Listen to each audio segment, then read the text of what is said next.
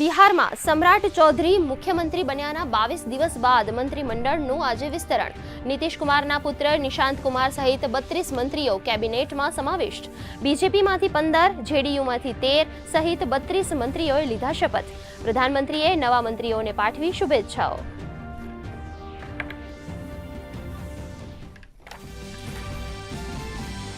પશ્ચિમ બંગાળમાં શનિવારે સવારે 10 વાગે ભાજપ સરકારનો શપથ ગ્રહણ સમારંભ. બ્રિગેડ પરેડ ગ્રાઉન્ડમાં આયોજિત કાર્યક્રમમાં પ્રધાનમંત્રી, ગૃહમંત્રી અને ભાજપા શાસિત રાજ્યોના મુખ્યમંત્રીઓ લેશે ભાગ. પ્રદેશ ભાજપ દ્વારા સમારંભની તૈયારીઓ સાથે હિંસા અટકાવવા જરૂરી પગલાં લેવા માટે ચર્ચા મંથન.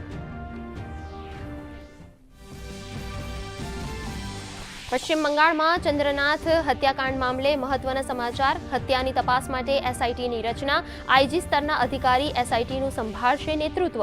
બનાવટી નંબર પ્લેટ લગાડેલી કાર સાથે આવી હુમલાઓએ કાવતરું પાર પાડ્યો હોવાનો ડીજીપીનો ખુલાસો.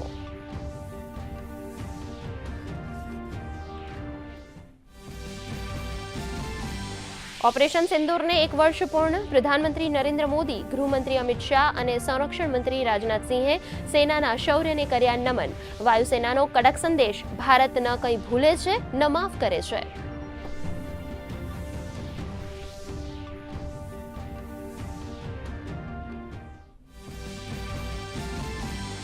શ્રમ અને રોજગાર મંત્રી ડોક્ટર મનસુખ માંડવિયાએ કર્મચારી રાજ્ય વીમા નિગમના શ્રમિકો માટે રાષ્ટ્રવ્યાપી આરોગ્ય સેવાનો કરાવ્યો શુભારંભ. દેશભરમાં 40 વર્ષથી વધુ વયના શ્રમિકોની કરાશે આરોગ્ય તપાસ. રાજ્યમંત્રી કુંવરજી બાવળિયાએ ઈએસઆઈસી હોસ્પિટલના વિવિધ વિભાગોની મુલાકાત લઈ ઉપલબ્ધ તબીબી સેવાઓનો મેળવ્યો ચિતાર. નવા પદાધિકારીઓની પસંદગી માટે ભાજપ એક્શનમાં. પ્રદેશ ભાજપ પાર્લામેન્ટરી બોર્ડની બેઠકના બીજા દિવસે મંથનનો દોર. જિલ્લા, તાલુકા પંચાયત, નગરપાલિકા અને મહાનગરપાલિકાની ચૂંટાયેલી પાંખના વડાના નામ પર લાગશે અંતિમ મહોર.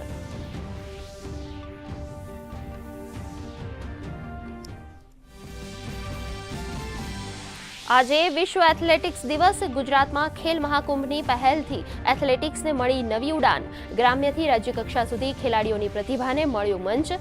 ખેલ મહાકુંભ 2025 અંતર્ગત નડિયાદ ખાતે યોજાયેલી રાજ્યકક્ષાની એથ્લેટિક્સ સ્પર્ધામાં 9383 ખેલાડીઓએ દર્શાવ્યું પોતાનું કૌવત. પશ્ચિમ એશિયા સંઘર્ષ સમાપ્ત થવાના અણસાર વચ્ચે ક્રૂડ ઓઇલના ભાવમાં ઘટાડો. બેરલ દીઠ ક્રૂડ ઓઇલનો ભાવ $100 પહોંચ્યો. ભારતીય શેર બજારમાં સામાન્ય વધારો. સોના ચાંદીમાં આગેકૂચ યથાવત, તો ડોલર સામે રૂપિયો 94.69ના સ્તરની નજીક કરી રહ્યો છે કારોબાર.